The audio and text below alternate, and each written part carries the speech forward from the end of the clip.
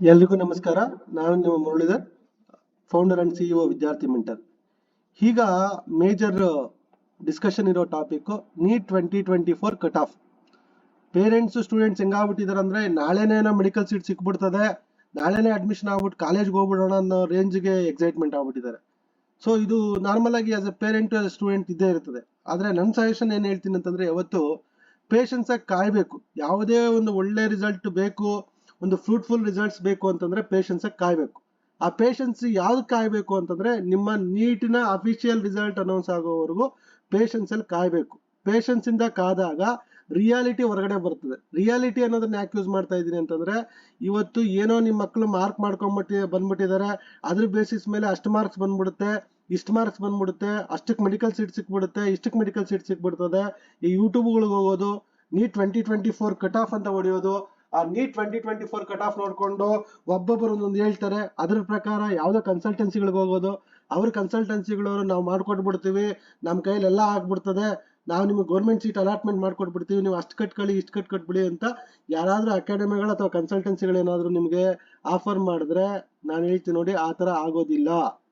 ಯಾವುದೇ ಕಾರಣಕ್ಕೂ ರಿಸಲ್ಟ್ ಬರೋಕ್ಕೂ ಮುಂಚೆ ಯಾರು ನಿಮಗೆ ಪಕ್ಕಾ ಮೆಡಿಕಲ್ ಸೀಟ್ ಆಗುತ್ತೆ ಅಂತ ಹೇಳಲಿಕ್ಕೆ ಆಗಲ್ಲ. ಯಾವಾಗ ಮೆಡಿಕಲ್ ಸೀಟ್ ಆಗುತ್ತೆ ಅಂತ ಹೇಳ್ಬೋದು ಅಂತಂದ್ರೆ, ನೀವೇನಾದ್ರು expected marks last year cut off ಗಿಂತೂ ಎಕ್ಸ್ಪೆಕ್ಟೆಡ್ ಮಾರ್ಕ್ಸ್ ಗಿಂತೂ ಒಂದು 20 ಮಾರ್ಕ್ಸ್ ಮೇಲೆ ತೆಗೆದಿದ್ರೆ ಅವಾಗ ನಿಮಗೆ chances of getting medical seat ಇರುತ್ತೆ ಹೊರತು, ಅದ್ರ ಕೆಳಗಡೆ ತೆಗೆದು ಅಥವಾ ಪ್ಲಸ್ ಆರ್ ಮೈನಸ್ 20 ಮಾರ್ಕ್ಸ್ ಇದ್ದಾಗ ನಿಮ್ಗೆ ಆಗ್ಬಿಡುತ್ತೆ, ಇಂಥ ಕಾಲೇಜ್ ಆಗ್ಬಿಡುತ್ತೆ ಅಂತ ಹೇಳೋದು ಅಷ್ಟು ಈಸಿ ಅಲ್ಲ.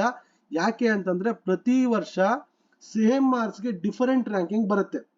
ಒಂದು ತಿಳ್ಕೊಳ್ಳಿ, ಲಾಸ್ಟ್ ಇಯರ್ 500 ಬಂದಿರೋ ರ್ಯಾಂಕ್ ಬೇರೆ ಇರ್ತದೆ, ಅದ್ರ ಲಾಸ್ಟ್ ಇಯರ್ 500 ಬಂದಿರೋ ರ್ಯಾಂಕಿಂಗ್ ಬೇರೆ ಡಿಫ್ರೆನ್ಸಸ್ ಇರ್ತದೆ, ಈ ವರ್ಷ 500 ಮಾರ್ಕ್ಸ್ ಬರೋ ರ್ಯಾಂಕಿಂಗ್ ಡಿಫ್ರೆನ್ಸ್ ಇರುತ್ತೆ. ಅದ್ರ ಬೇಸಿಸ್ ಮೇಲೆ ನಿಮ್ಗೆ ಏನಾಗುತ್ತೆ ಅಂತಂದ್ರೆ, ಕಟ್ ಆಫ್ ಅನ್ನೋದು ವೇರಿಯೇಷನ್ಸ್ ಆಗ್ತಾ ಹೋಗ್ತದೆ.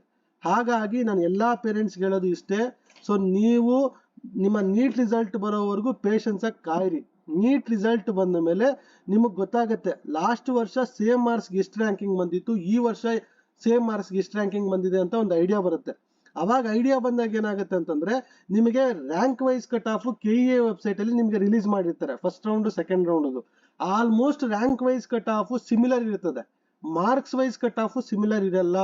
ಓಕೆ, ಇದೇ 3 ಇಯರ್ಸ್ ಬ್ಯಾಕ್ ತಗೊಂಡ್ರೆ 520 ಇತ್ತು, 2 ಇಯರ್ಸ್ ಬ್ಯಾಕ್ ತಗೊಂಡ್ರೆ 500 ಬಂತು, ಲಾಸ್ಟ್ ಇಯರ್ ಬಂದ್ರೆ 529. I am talking about general merit government cut off ಬಂದ್ಬಿಟ್ಟು. ಸೊ ಹಾಗಾಗಿ ಎವ್ರಿ ಇಯರ್ ಫ್ಲಕ್ಚುಯೇಷನ್ಸ್ ಇರ್ತದೆ. ಹಾಗಾಗಿ ಮಾರ್ಕ್ಸ್ ಬೇಸಿಸ್ ಮೇಲೆ ನಿಮ್ಗೆ ಇಂಥ ಕಾಲೇಜಸ್ ಸಿಗುತ್ತೆ ಅಂತ ಸಜೆಸ್ಟ್ ಮಾಡೋದು it is not good. Okay, so ನಿಮ್ಗೆ ಸೀಟ್ ಸಿಗುವುದು ಸಿಗದೆ ಇರೋದನ್ನ ಹೇಳ್ಬೋದು, ಬಿಟ್ರೆ ಅದು ಸಿಕ್ಕೇ ಸಿಗುತ್ತೆ ಅಂತ ಹೇಳಕ್ಕಾಗಲ್ಲ ಯಾವಾಗ ನೀವು ಬಾರ್ಡರ್ ಮಾರ್ಕ್ಸ್ಗಳಿದ್ದಾಗ. ಹಾಗಾಗಿ ನಾನು ನಿಮಗೆ ಇಲ್ಲಿ ಪ್ರೆಸೆಂಟ್ ಮಾಡ್ತಾ ಇರುವಂತ ಸ್ಲೈಡ್ ಏನಿದೆಯಲ್ಲ, ಇದು 2023 ಕಟ್ ಆಫ್ ಅಂತಂದ್ರೆ ನೀವು ಅಲ್ಲಿ ಡಿಸ್ಪ್ಲೇ ಅಲ್ಲಿ ನೋಡ್ಬೋದು. ಅಂದ್ರೆ 1G ಅಂದ್ರೆ ಕ್ಯಾಟಗರಿ 1 ಜನರಲ್, 1K ಅಂದ್ರೆ ಕನ್ನಡ ಮೀಡಿಯಂ, K ಅಂತ ಲಾಸ್ಟ್ ಅಲ್ಲಿ ಇದೆಯಾ ಅಂದ್ರೆ ಕನ್ನಡ ಮೀಡಿಯಂ ಅಲ್ಲಿ ಓದಿರೋರಿಗೆ, R ಅಂತಂದ್ರೆ ರೂರಲ್ ರಿಸರ್ವೇಶನ್ ಇರೋರಿಗೆ. ಅದೇ ತರ ನೀವು ನೋಡ್ಬೋದು. ಓಕೆ, ಕ್ಯಾಟಗರಿ 1 ಇದೆ, 2AG ಇದೆ, 2B ಇದೆ, 3A ಇದೆ, 3B ಇದೆ, GM ಇದೆ, SC ಇದೆ, STG ಇದೆ. ಸೊ ಈ ತರ ಕಟ್ ಆಫ್ಸ್ ಇರ್ತದೆ. ಓಕೆ, ಸೊ ಈ ಮಾರ್ಕ್ಸ್ಗೆ ಈ ರ್ಯಾಂಕಿಂಗ್ಗಳು ಬಂದಿದಾವೆ. ಬಟ್ ಇಲ್ಲ ಒಂದು ಅರ್ಥ ಮಾಡ್ಕೊಳ್ಳಿ, ಇದೇ ಕಟ್ ಆಫ್ ಈ ವರ್ಷನೂ ಇರ್ತದ, ಚಾನ್ಸಸ್ ಕಡಿಮೆ. ಈ ವರ್ಷ ಏನೋ ಪೇಪರ್ ಸ್ವಲ್ಪ ಈಸಿ ಬಂದಿದೆ ಅಂತ ಹೇಳ್ತಾ ಇದಾರೆ ಸ್ಟೂಡೆಂಟ್ಸು, ಹಂಗಾಗಿ ಕಟ್ ಆಫ್ ಸ್ವಲ್ಪ ಜಾಸ್ತಿ ಆಗೋ ಸಾಧ್ಯತೆಗಳಿದಾವೆ. ಆದ್ರೂ ಕೆಲವ್ರ ಪ್ರಶ್ನೆ ಏನು, ಸರ್ ಈ ಸರಿ ಏನೋ ಕರ್ನಾಟಕದಲ್ಲಿ 5 ರಿಂದ 6 ಕಾಲೇಜು ಹೊಸ ಕಾಲೇಜುಗಳು ಬರ್ತಾವಂತೆ, 450 ಸೀಟ್ ಬರ್ತಾವಂತಲ್ಲ, ಅವಾಗ ಕಟ್ ಆಫ್ ಕಡಿಮೆ ಆಗ್ಬಿಡುತ್ತೆ ಅಂತಂದ್ರೆ, ನಿಮಗೆ 450 ಸೀಟ್ ಬಂದ್ರು ಕೂಡ ಓವರ್ ಆಲ್ ಟಾಪ್ ಅಲ್ಲಿ ಗೌರ್ಮೆಂಟ್ ಕಾಲೇಜಲ್ಲಿ ಬರೋದು ಬರೀ 85% ಸೀಟ್ಸ್ ಮಾತ್ರ ಕೊಡ್ತಾರೆ. ಅದೇ ಪ್ರೈವೇಟ್ ಕಾಲೇಜಲ್ಲಿ ಆದ್ರೆ ಬರೀ 40% ಮಾತ್ರ ಗೌರ್ಮೆಂಟ್ ಸೀಟ್ಸ್ ಬರ್ತವೆ. ಹಂಗಾಗಿ ನಿಮ್ಗೆ 5 ಕಾಲೇಜ್ ಬಂದ್ರು ಕೂಡ ನಿಮ್ಗೆ ಓವರ್ ಆಲ್ ಮಾರ್ಕ್ಸ್ ವೈಸ್ ಅಂತ ನೋಡಿದ್ರೆ ನಿಮ್ಗೆ ಒಂದು 4-5 ಮಾರ್ಕ್ಸ್ ಡಿಫ್ರೆನ್ಸ್ ಆಗ್ಬೋದು, ಇಲ್ಲಾಂದ್ರೆ ರ್ಯಾಂಕಿಂಗ್ ವೈಸ್ ನೋಡಿದ್ರೆ ಒಂದು 500,000 ರ್ಯಾಂಕಿಂಗ್ ಡಿಫ್ರೆನ್ಸ್ ಆಗ್ಬೋದು, ಅಥವಾ ವರ್ಸ್ಟ್ ಕೇಸ್ 1,000 ಡಿಫ್ರೆನ್ಸ್ ಆಗ್ಬೋದು.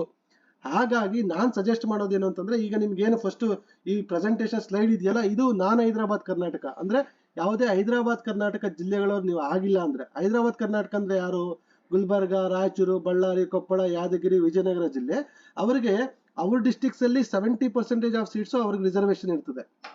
ಅದು ಬಿಟ್ಟು ನಮ್ಮ ನಾನ್ HK ಡಿಸ್ಟ್ರಿಕ್ಟ್ಸ್, ಅವ್ರ ಡಿಸ್ಟ್ರಿಕ್ಟ್ಸ್ ಬಿಟ್ಟು ಬೇರೆ ಡಿಸ್ಟ್ರಿಕ್ಟ್ಸ್ ಅಲ್ಲಿ 8% ಸೀಟ್ಸ್ ರಿಸರ್ವೇಶನ್ ಇರೋದ್ರಿಂದ ಅವ್ರಿಗೆ ಸ್ವಲ್ಪ ಕಟ್ ಆಫ್ ಕಡಿಮೆ ಇರುತ್ತೆ. ಓಕೆ, ಸೊ ಇದು ನಿಮ್ಗೆ ನಾನ್ HK ಸ್ಟೂಡೆಂಟ್ಸ್ ಕಟ್ ಆಫ್. ಈಗ ನಾ ಸ್ಲೈಡ್ ಚೇಂಜ್ ಮಾಡ್ತೀನಿ ನೋಡಿ, ಆ ಸ್ಲೈಡ್ ಅಲ್ಲಿ HK ರೀಜನ್ ಕಟ್ ಆಫ್ ಇದೆ ನೋಡಿ. ಇದು HK ರೀಜನ್ ಅಂತಂದ್ರೆ H ಅಂತ ಏನ್ ರೆಪ್ರೆಸೆಂಟ್ ಮಾಡಿದೀವಲ್ಲ ಅದು ಹೈದರಾಬಾದ್ ಕರ್ನಾಟಕ ಅಂತ ಹೇಳ್ತೀವಿ. ಸೊ ಹಾಗಾಗಿ ಈ ಮಾರ್ಕ್ಸ್ ಬೇಸಿಸ್ ಮೇಲೆ ಲಾಸ್ಟ್ ಇಯರ್ ನಿಂತ್ಕೊಂಡಿದೆ. ಇದನ್ನ ಯಾಕೆ ನಿಮ್ಗೆ ಹೇಳ್ತಾ ಇದ್ದೀನಿ ಅಂದ್ರೆ, ಇದಕ್ಕಿಂತ ಕಡಿಮೆ ಇದ್ರೆ ಚಾನ್ಸಸ್ ಅಂತೂ 100ಕ್ಕೆ 100% ಚಾನ್ಸಸ್ ತುಂಬಾ ಕಡಿಮೆ ಇರುತ್ತೆ. ಇದಕ್ಕಿಂತ ಜಾಸ್ತಿ ಇದ್ರೂ ಸಿಕ್ಬಿಡುತ್ತಾ, ಸಿಗೋ ಚಾನ್ಸಸ್ ಇರುತ್ತೆ ಅಂತ ನಾವು ಅನ್ಕೋಬಹುದು. ಆದ್ರೆ ರಿಸಲ್ಟ್ ಬಂದ ಮೇಲೆ ಸೇಮ್ ಮಾರ್ಕ್ಸ್ಗೆ ಸೇಮ್ ರ್ಯಾಂಕ್ ಬಂದಿದ್ರೆ ಆಲ್ಮೋಸ್ಟ್ ಸಿಮಿಲರ್ ಇರ್ತದೆ. ಇಲ್ಲ ಡಿಫರೆನ್ಸಸ್ ಇದೆ ಅಂತಂದ್ರೆ ಆ ರ್ಯಾಂಕ್ ನಂಬರ್ ಅಲ್ಲೂ ವೇರಿಯೇಷನ್ ಆಗುತ್ತೆ. ಓಕೆ, ಮಾರ್ಕ್ಸ್ ಬೇಸಿಸ್ ಮೇಲೂ ಡಿಫರೆನ್ಸಸ್ ಬರ್ತವೆ. ಹಾಗಾಗಿ ಯಾರು ಅಷ್ಟೇ ನಿಮಗೆ ಪಕ್ಕಾ ಇಂಥ ಮೆಡಿಕಲ್ ಸೀಟೇ ಸಿಕ್ಬಿಡ್ತದೆ. ಅಂಡ್ ಕೆಲವರು ಸುಮಾರು ಜನ ಪೇರೆಂಟ್ಸ್ ಫೋನ್ ಮಾಡ್ತಾ ಇದಾರೆ, ಸರ್ ನೀವು ಇಲ್ಲಿ ಕಟ್ ಆಫ್ ತೋರಿಸಿರೋದಕ್ಕಿಂತ ಕಡಿಮೆ ಇದ್ರೂ ಕೂಡ ನಾವು ಗೌರ್ಮೆಂಟ್ ಸೀಟ್ ಮಾಡ್ಕೊಟ್ಬಿಡ್ತೀವಿ, ಬೇರೆ ಮೆಥಡ್ಗಳಿದಾವೆ ಅಂತ ಹೇಳ್ತಾ ಇದಾರೆ. ನಮ್ಮ KEA ಕೌನ್ಸಿಲಿಂಗ್ ಅಲ್ಲಿ ಆ ತರ ಯಾವುದೇ ರೀತಿಯ ಇಲ್ಲಿಗಲ್ ಆಕ್ಟಿವಿಟೀಸ್ ನಡೆಸಲ್ಲ ಅಂತ ನಾನು ಅನ್ಕೊಂಡಿದ್ದೀನಿ. ಆ ತರ ಯಾರಾದ್ರೂ ನಿಮಗೆ ಫೋನ್ ಮಾಡಿದ್ರೆ ಮೋಸ ಹೋಗಕ್ ಹೋಗ್ಬೇಡಿ. ಮತ್ತೆ ಹೇಳ್ತಾ ಇದೀನಿ, ಇವತ್ತು ನೀವು ಯಾವುದೇ ಗೌರ್ಮೆಂಟ್ ಸೀಟ್ಗೆ ಹೋಗ್ಬೇಕಂತಂದ್ರು, ಪ್ರೈವೇಟ್ ಕೋಟಾ ಸೀಟ್ಗೆ ಹೋಗ್ಬೇಕಂದ್ರು, NRI ಕೋಟಾ ಸೀಟ್ಗೆ ಹೋಗ್ಬೇಕಂದ್ರು, ಮ್ಯಾನೇಜ್ಮೆಂಟ್ ಸೀಟ್ಗೆ ಹೋಗ್ಬೇಕಂತಂದ್ರು ಕೂಡ ಥ್ರೂ ಕೌನ್ಸಿಲಿಂಗ್ಗೆ ನೀವು ಸೀಟ್ ಅಲಾಟ್ಮೆಂಟ್ ಮಾಡ್ಕೊಂಡು ಹೋಗ್ಬೇಕು. There is no direct way of admission in the case of NEET counselling. ಹಾಗಾಗಿ ನಾನು ಪೇರೆಂಟ್ಸ್ಗೆ ಒಂದು ಸಜೆಸ್ಟ್ ಏನ್ ಮಾಡ್ತೀನಿ ಅಂತಂದ್ರೆ, ಪೇಷನ್ಸ್ ಆಗಿ ರಿಸಲ್ಟ್ ಬರೋವರೆಗೂ ವೆಯ್ಟ್ ಮಾಡಿ. ರಿಸಲ್ಟ್ ಬಂದ ಮೇಲೆ ಗೌರ್ಮೆಂಟ್ ಅವರೇ KEA ವೆಬ್ಸೈಟ್ ಅಲ್ಲಿ ಸೆಕೆಂಡ್ ರೌಂಡ್ ಕಟ್ ಆಫ್ ಬಿಟ್ಟಿರ್ತಾರೆ. ಯಾಕಂದ್ರೆ ಮೆಡಿಕಲ್ ಅಲ್ಲಿ ಫಸ್ಟ್ ರೌಂಡ್ ಸೆಕೆಂಡ್ ರೌಂಡ್ ಮಾತ್ರ ಕಂಡಕ್ಟ್ ಮಾಡ್ತಾರೆ. ಅದಾದ್ಮೇಲೆ ಉಳಿದಿರೋ ಸೀಟ್ಗಳಿಗೆ ನಾರ್ಮಲ್ ಆಗಿ ಮ್ಯಾಪ್ ಅಪ್ ರೌಂಡ್ ಅಂತ ಕಂಡಕ್ಟ್ ಮಾಡ್ತಾರೆ. ಅದರಲ್ಲಿ ನಿಮ್ಗೆ ಗೌರ್ಮೆಂಟ್ ಸೀಟ್ಸ್ ಉಳಿಯೋದು ತುಂಬಾ ಕಷ್ಟ.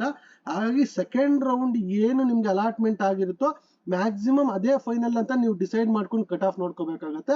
ಅವಾಗ ನೀವು ರ್ಯಾಂಕ್ ಬಂದಾಗ ಸೆಕೆಂಡ್ ರೌಂಡ್ ಕಟ್ ಆಫ್ ನ ಇಟ್ಕೊಂಡು ನೀವೇನಾದ್ರೂ ಕ್ರಾಸ್ ವೆರಿಫೈ ಮಾಡ್ಕೊಂಡ್ರೆ ನಿಮಗೆ ಒಂದು ಐಡಿಯಾ ಬರುತ್ತೆ. ಅದಾದ ಮೇಲೆ ನಿಮಗೆ ಪ್ರೋಸೆಸ್ ಮಾಡಕ್ಕೆ ಆಗಲ್ಲ, ನಮಗ್ ಗೊತ್ತಿಲ್ಲ ಅಂತಂದ್ರೆ ಆಮೇಲೆ ನೀವು ಒಂದು ಕನ್ಸಲ್ಟೆನ್ಸಿಗಳ ಜೊತೆ ನೀವು ಬೇಕಂತಂದ್ರೆ ರೆಫರೆನ್ಸ್ ತಗೊಳ್ಳಿ, ಹೋಗ್ಬಿಟ್ಟು ರಿಜಿಸ್ಟ್ರೇಷನ್ ಮಾಡ್ಕೊಳ್ಳಿ ಹೋಗ್ಲಿ.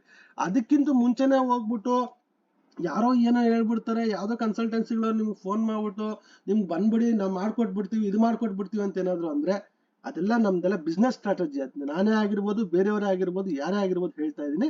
So wait for the result ಬಂದ ಮೇಲೆ ಯು ಟೇಕ್ ಎ ಕಾಲ್. ಅದಕ್ಕಿಂತ ಮುಂಚೆ ನೀವು ಮಾಡ್ಬೇಕಾಗಿರೋ ಕೆಲಸ ಏನು, ನಿಮ್ಮ ಡಾಕ್ಯುಮೆಂಟೇಶನ್ ಕರೆಕ್ಟ್ ಆಗಿದೆಯಾ, ನಿಮ್ದು CET application form, SLC marks card, PUC marks card, ನಿಮ್ದು study certificates, rural, Kannada medium, article 371J, ನಿಮ್ದು ಏನಾದ್ರು ಮೈನಾರಿಟಿ, ರಿಲಿಜಿಯಸ್, ಲಿಂಗ್ವಿಸ್ಟಿಕ್ ಇದ್ರೆ ಆ ಡಾಕ್ಯುಮೆಂಟ್ಸು ಒರಿಜಿನಲ್ ಎಲ್ಲ ಅರೇಂಜ್ಮೆಂಟ್ ಮಾಡಿಸ್ಕೊಳ್ಳಿ. ಯಾಕಂದ್ರೆ ಕಾಲೇಜ್ ಅಡ್ಮಿಷನ್ ಟೈಮಲ್ಲಿ ಇವೆಲ್ಲ ಬೇಕಾಗುತ್ತೆ. ಸೊ ಏನೇನು ಡಾಕ್ಯುಮೆಂಟ್ಸ್ ಇದೆ ಅದನ್ನ ಪ್ರಾಪರ್ ಆಗಿ ಅರೇಂಜ್ ಮಾಡ್ಕೊಳ್ಳಿ. ಆಮೇಲೆ ನಿಮ್ಮ CET ಅಪ್ಲಿಕೇಶನ್ ನಿಮ್ದು ಆಡಿ ನಂಬರ್ಗಳೆಲ್ಲ ಕರೆಕ್ಟ್ ಆಗಿದೆಯಾ ಅದನ್ನೆಲ್ಲ ಚೆಕ್ ಮಾಡ್ಕೊಳ್ಳಿ. ಅದನ್ನ ನೋಡ್ಕೊಂಡು ನೀವು ರೆಡಿ ಮಾಡ್ಕೊಂಡಿದ್ರೆ ರಿಸಲ್ಟ್ ಬಂದಿದ್ಮೇಲೆ ನೀವು ಜಡ್ಜ್ ಮಾಡ್ಬೋದು. ಅವಾಗ ನೀವು ಯಾವ್ದಾದ್ರು ಕಾಲ್ ತಗೊಳ್ಳಿ. ಸೊ ಡೆಫಿನೆಟ್ಲಿ ನಿಮ್ಗೆ ಫ್ರೂಟ್ಫುಲ್ ರಿಸಲ್ಟ್ಸ್ ಬರ್ತವೆ. ಸೊ ಈಗ ನನ್ನ ಸಜೆಷನ್ ಏನಂತಂದ್ರೆ, ಸುಮ್ನೆ ಏನೋ ಮಕ್ಕಳು ಮಾರ್ಕ್ ಮಾಡ್ಕೊಂಡ್ ಬಂದವ್ರೆ, ಸೊ ಅದ್ರ ಬೇಸಿಸ್ ಮೇಲೆ ನಮ್ಗೆ ಏನೋ ಆಗ್ಬಿಡುತ್ತೆ ಅಂತ ಏನಾದ್ರು ನೀವು ಹರಿ ಮಾಡ್ಕೊಂಡ್ರೆ ನಿಮ್ಮ ಇಂಡಿವಿಜುವಲ್ ಸಂತೋಷಕ್ಕೆ ಮಾಡ್ಕೋಬೋದೇ ಹೊರತು ರಿಯಾಲಿಟಿ ಬರೋವರೆಗೂ ಯಾರು ಏನು ಸಜೆಸ್ಟ್ ಮಾಡಕ್ಕಾಗಲ್ಲ. ನನ್ನ ಪ್ರಕಾರ ಈಗ ಸ್ಟೂಡೆಂಟ್ಸ್ ಹೇಳ್ತಾ ಇರುವಂತ ಒಂದು ಅನಾಲಿಸಿಸ್ ಡಿಸ್ಕಸ್ ಮಾಡಿದಾಗ ಪೇಪರ್ ಸ್ವಲ್ಪ ಈಸಿ ಇದೆ ಅಂತ ಹೇಳ್ತಾ ಇದ್ದಾರೆ. ಥ್ರೂ ಔಟ್ ಇಂಡಿಯಾ ಅಂತ ತಗೊಂಡಾಗ 3 ಲಕ್ಷ ಜನ ಎಕ್ಸ್ಟ್ರಾ ಬರ್ದಿದ್ದಾರೆ ಈ ವರ್ಷ. Over all last year compare ಮಾಡಿದ್ರೆ ಕರ್ನಾಟಕದಲ್ಲಿ 20,000 ಜನ ಲಾಸ್ಟ್ ಇಯರ್ಗಿಂತ ಎಕ್ಸ್ಟ್ರಾ ಬರ್ದಿದ್ದಾರೆ. ಹಾಗಾಗಿ ಒಂದು 10ರಿಂದ 20 ಮಾರ್ಕ್ಸ್ ಕಟ್ ಆಫ್ ಜಂಪ್ ಆಗಬಹುದು ಅಂತ ಅನ್ಕೊಂಡಿದೀವಿ. ಬಟ್ ರಿಯಲ್ ರಿಸಲ್ಟ್ ಬರೋವರೆಗೂ ಸೊ ಅದು ಏನಾಗುತ್ತೆ, ಎಷ್ಟರ ಮಟ್ಟಕ್ಕಾಗತ್ತೆ ಅಂತ ಯಾರು ಪ್ರಿಡಿಕ್ಟ್ ಮಾಡೋಕ್ಕಾಗಲ್ಲ. ಹಾಗಾಗಿ ಇದಕ್ಕಿಂತ ಹೆಚ್ಚು ಮಾರ್ಕ್ಸ್ ಬಂದಿದೆ ಅಂತಂದ್ರೆ ನಾನೇನ್ ಡಿಸ್ಪ್ಲೇ ಮಾಡಿದ್ದೀನಲ್ಲ, ಸ್ವಲ್ಪ ಖುಷಿಯಾಗಿರಿ. ಇದಕ್ಕಿಂತ ಕಡಿಮೆ ಬಂದಿದೆ ಅಂತಂದ್ರೆ ನಾರ್ಮಲ್ ಆಗಿ ಎಕ್ಸ್ಪೆಕ್ಟೇಷನ್ಸ್ ಇಟ್ಕೊಳಕ್ ಹೋಗ್ಬೇಡಿ. ಸೊ ಒಂದು +10-20 ಮಾರ್ಕ್ಸ್ ಇದೆ ಅಂತಂದ್ರೆ ಅಕಸ್ಮಾತ್ ಕಟ್ ಆಫ್ ಕಡಿಮೆ ಬಂದ್ರೆ ಅವಾಗ ನಿಮ್ಗೆ ಕಡಿಮೆ ಬಂದಿದ್ರು ಚಾನ್ಸಸ್ ಇರುತ್ತೆ. ಅದರ್ವೈಸ್ ಈ ಮಾರ್ಕ್ಸ್ ತೋರಿಸಿರೋದಕ್ಕಿಂತ ಒಂದು 40-50 ಮಾರ್ಕ್ಸ್ ಕಡಿಮೆ ಇದೆ ಅಂತ ಏನಾದ್ರು ನೀವು ಅನ್ಕೊಂಡ್ರೆ ಅವಾಗ ನೀವು ಹೇಳದ್ನಲ್ವಾ 11 lakhs ಅಥವಾ 22 lakhs 15 lakhs 18 lakhs ಕಟ್ಟಕ್ಕೆ ರೆಡಿ ಇದ್ರೆ ಸೀಟ್ ಸಿಗುತ್ತೆ. ಇಲ್ಲಿ ನೀವೇನಾದ್ರೂ ಇಲ್ಲಿ ರೆಪ್ರೆಸೆಂಟ್ ಮಾಡಿರೋದಕ್ಕಿಂತ ಒಂದು 50-60 ಮಾರ್ಕ್ಸ್ ಕಡಿಮೆ ಇದೆ ಅಂತಂದ್ರೆ ಗೌರ್ಮೆಂಟ್ ಸೀಟ್ ಎಕ್ಸ್ಪೆಕ್ಟ್ ಮಾಡ್ತಾ ಇದೀನಿ. ಎಸ್ಪೆಷಲಿ MBBS ಅಂದ್ರೆ ಸೀಟ್ ಸಿಗಲ್ಲ.